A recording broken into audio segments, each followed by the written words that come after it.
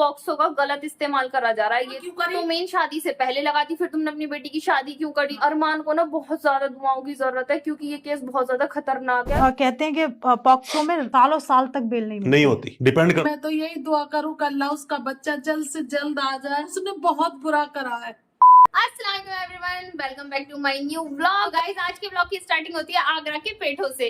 तो गाइस जैसा कि मैंने कल के व्लॉग में बताया था कि अब्बू जी आगरा गए क्योंकि सिस्टर की एंगेजमेंट थी, तो वहां से अब्बू लाए हैं खूब सारे पेठे। तो देखिए कौन कौन से पेठे आए हैं हमारे घर। यहाँ ये आया है पान वाला पेठा, हाँ आपको भी चाहिए, अभी देंगे।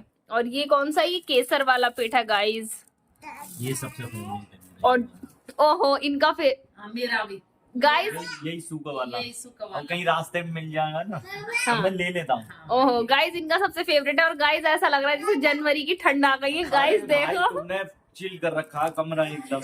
अच्छा इतना भी चिल्ड नहीं है। हाँ और गाइस थर्ड आया है ये नारियल वाला, यार ये किसी की सुनने ही नहीं दे रहा। गाइस थर्ड आया है ये नारियल वाला पेठा, माशाल्लाह ये मेरा फेवरेट है, बहुत बढ़िया लगता है ये भी। हाँ हाँ लो लो ये लो ले, ले, आ करवा ले खा। बिस्मिल्लाह। तो आज फर्स्ट टाइम खाया ना इसने, हमने अभी तक खिलाया नहीं ना इसे पेठा। तो गाइस बिस्मिल्लाह पढ़ते हैं। भाईजान ने तो शुरू कर भी दिया है। कैसा है? एक नंबर है भाई, एक नंबर। ओए होए।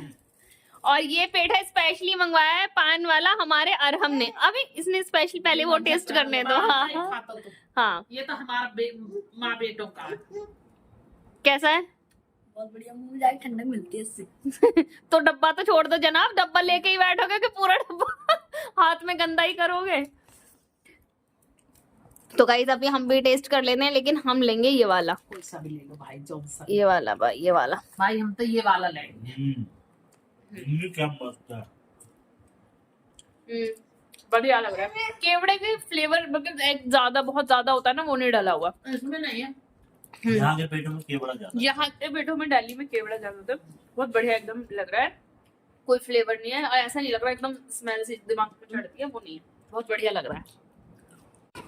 तो गाइज यहाँ पर आ चुकी है हमारी कैब और हम लेके जा रहे हैं मोहम्मद को डॉक्टर पे। चलो हाँ गाइज अभी हम कैब में बैठ चुके हैं और अचानक से ना रात को मोहम्मद की बहुत ज्यादा नोज बिल्कुल ब्लॉक हो गई थी। और हमें ये डाउट है नोज ब्लॉक होती है तो इतनी वो नहीं है, चलो बच्चों को हो जाता है, थोड़ा ड्रॉप डाल नाक वाली वो नासो क्लियर डाल देते हैं और दवा दे देते हैं, सीना रेस्ट मोस्टली वही देता है डॉक्टर। लेकिन हमें ना इसके गले का थोड़ा सा ज्यादा रहता है, इसका गला पक जाता है बहुत जल्दी। अगर इसका गला खराब हो जाता है ना फिर ये वॉमिट स्टार्ट कर देता है, फिर तो इसकी बहुत बुरी हालत हो जाती है। तो इसीलिए ना मैं इसे जरा सा भी जुकाम होता है ना तो एक बार डॉक्टर से जरूर चेक कराती हूँ। थोड़ा सा डर लगता है क्योंकि ये खाना पीना छोड़ देता है। कल से नहीं थोड़ा सा ऐसे कर रहा था, खिचड़ी खिला रही, कुछ भी हुक्काइयाँ ले रहा है।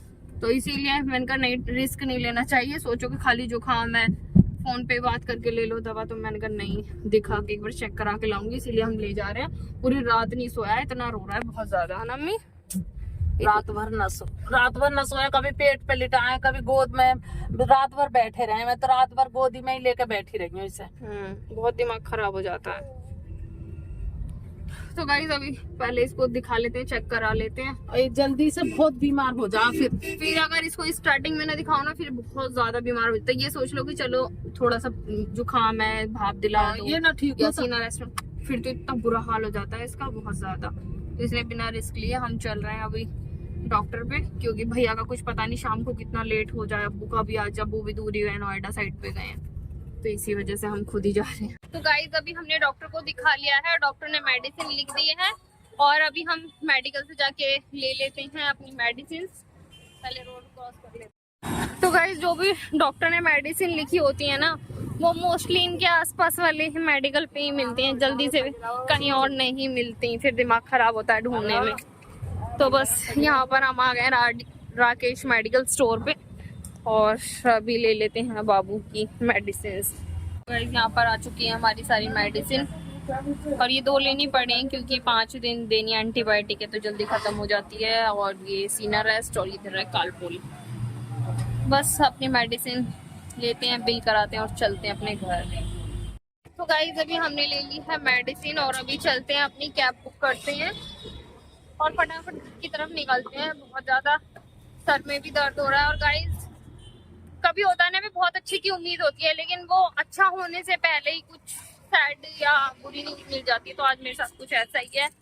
तो मेरा अचानक से मूड बहुत ज्यादा अपसेट हो गया था। मैं बहुत खुश थी, अल्लाह से दुआ कर रही थी अच्छे के लिए, लेकिन देखो अल्लाह जो करता है अच्छे के लिए करे, अल्लाह ताला बेहतर करे, अल्लाह ताला सब कुछ अच्छा हो जाए। जो हमने सोच रखा था वैसा सब हो जाए, अल्लाह अच्छा हो जाए। हमसे ज्यादा अच्छा अल्लाह सोचने वाला है, तो अल्लाह जैसे कुछ सोचे वैसा हो। मोहम्मद को तो डॉक्टर से लेके आ गए थे, उसके बाद उसे दवा ववा खिलाई, तो कोई व्लॉग हमने बनाया नहीं उसके बाद। और गाइज अम्मी ने ना कल माहीन का व्लॉग देखा था, तो उसमें ना अरमान की अम्मी इतना ज्यादा रो रही थी कि बेहद, मतलब कोई लिमिट ही नहीं है, इतना रो रही थी सच्ची। उन्हें देख के ना मेरी अम्मी भी इतना रोई है हद से ज्यादा। और उसके बाद इन्होंने कोई व्लॉग ना, मतलब हम अम्मी इतना रो रही थी, ये लगा लो कि जैसे इनके खुद के घर की कोई बात हो, इतना ज्यादा रो रही थी। फिर मैंने कोई व्लॉग ही नहीं शूट करा। अम्मी की आंखें इतनी मोटी मोटी हो गई सोच के। अम्मी तुम क्यों इतना रो रही थी? बेटा अगर कोई माँ रोवे तो मुझ पे दर्द न देखा जाता। उसका बच्चा चला गया, उस पे क्या गुजर रही है वो तो वो ही जाने। यही दुआ करूं कि अल्लाह उसका बच्चा जल्द से जल्द आ जाए। पर उसने बहुत बुरा करा है, कुछ और केस लगा देती, अच्छा ना करा उस लड़की ने। उसकी माँ की हाय पड़ेगी। वो बहुत रो रही है, बहुत रो रही है। मैं तो सारा दिन रोई, कुछ खाया भी ना गया मुझ पे, इतना रोई मैं। सही बात है, मतलब एक हद होती है झूठ बोलने की भी। झूठ बोलने की भी हद होती है, इतना झूठ थोड़े ही ना बोला जाए। कुछ और कर देती तू, उसकी बीवी, तू माँ बाप के कहने में आ गई। तेरे लिए तो कोई कमी ना छोड़ी उसने। सही बात है, दहेज का कर देती, जो मर्जी कर देती, इतना कर मर्जी कर देती, देती। लेकिन ये इतना घटिया इल्जाम लोग। बहुत घटिया इल्जाम लगाया। अल्लाह यहाँ वो आजादी से जी लेगी, उसकी माँ भी वो भी, पर अल्लाह के घर तो इंसाफ करना, अल्लाह तो इंसाफ करेगा, अल्लाह घर तो इंसाफ होएगा, उसकी पकड़ होएगी। जो भी था लव में जो भी था, तुम मिले, कुछ भी हुआ बाहर में जाए, मर्जी से ना हुआ, कुछ भी हुआ होगा दोनों की मर्जी से नहीं हुआ होगा। और शादी तो तेरे से कर ही ली थी तेरे ना। से शादी कर ली, अच्छे से रख रहा, खूब ऐसा आराम करवा रहा तुझे। हाँ, मुझे तो पूरा दिन कुछ खाने को न दिल करा, रोती रही। जितनी देर मैंने व्लॉग देखा, उसकी माँ जितना रोई है उतना ही मैं बिलक बिलक कर रोई हूँ। मैं बयान नहीं कर सकती कि मुझ पे क्या गुजर रही। सही बात है। कोई जरूरी नहीं है कि हर जगह लड़की ठीक हो या हर जगह लड़का ही ठीक हो। ये तो अपने अपने नसीब है। कहीं लड़कियां बेकार मिल जाती हैं, कहीं लड़के बेकार मिल जाते हैं। नसीब है, नसीब। जो सास अच्छी हो उनको बहू बुरी मिले, जो बहू अच्छी हो उन्हें सास बुरी मिले। ये हकीकत है, ये हकीकत है। सही बात है। सब बार बार यही दुआ कर रहे हैं कि अल्लाह ताला अरमान जल्दी से जल्दी वापस आ जाए। लेकिन आज मैं आपको ना एक रियलिटी बताती हूँ कि मैंने जितना इस पॉक्सो एक्ट के बारे में ढूंढा है, सर्च किया है, मैंने बहुत ज्यादा सर्च किया है। लगा लो जब अम्मी रो रही थी ना, तो मेरा दिमाग बहुत खराब था। अम्मी मेरे से बार बार पूछ रही है कि मतलब तेरा तो लॉ में इतना ज्यादा इंटरेस्ट है, तुझे तो बहुत सी चीजें पता रहती हैं लॉ के बारे में, तन्नू क्या होगा। तो फिर मैंने बहुत ज्यादा इसके ऊपर सर्च करा। तो जब मैंने इसके ऊपर सर्च किया ना, जितना ज्यादा मैंने सर्च किया है, मैंने यही देखा है कि मोस्टली तो इसमें ना झूठे केस ही लगाते हैं, फंसाने के लिए ही पॉक्सो का गलत इस्तेमाल करा जा रहा है। ये तो बनाया था लड़कियों की, बच्चों की हिफाजत के लिए, छोटे बच्चों की, लेकिन कुछ लोग होते हैं जो इसका गलत यूज कर रहे हैं। और गाइज ये ना इतना खतरनाक एक्ट है ना, बहुत ही ज्यादा। गाइज आगे मैंने एक क्लिप लगाई है, जिसे आप ध्यान से सुनना तो पता चलेगा कि इसमें जमानत कितनी मुश्किल है। दोस्तों ये पॉक्सो एक्ट है जो कि 2012 में आया। 2012 में ये एक्ट आया, 2019 में अमेंडमेंट आया। टोटल 46 सेक्शंस हैं। इतना कोई बड़ा एक्ट नहीं है, बट इतना सा ही एक्ट बहुत कुछ बोल जाता है और न जाने कितने ही लोगों को जेल के पीछे पहुंचा दिया। सबसे पहली बात दोस्तों, 5 बातें बताऊंगा कहां पर आप लाचार हो जाते हो इस पॉक्सो में आने के बाद। पॉक्सो एक्ट के तहत आप पर अगर एफआईआर दर्ज हुई है, किसी भी सेक्शन के तहत हुई हो, वो सेक्शन क्या हो सकते हैं? सेक्शन 4, 6, 8, 10, 12, कोई भी सेक्शन है, उसमें अलग अलग सजा के प्रोविजंस हैं। सबसे पहली समस्या सेक्शन 29 ये बात बोलता है, प्रिजम्पशन, कि सामने वाले को जब किसी को अरेस्ट करके लेकर आए हैं तो यही माना जाएगा कि आपने वो अपराध किया है और बर्डन ऑफ प्रूफ आप पर है। आप प्रूफ कीजिए कि आपने अपराध नहीं किया। अब कोई बड़ा हो गया अपने आप, बहुत बड़ा हो गया। बेल लेने के प्रोविजंस बहुत रिजिड है।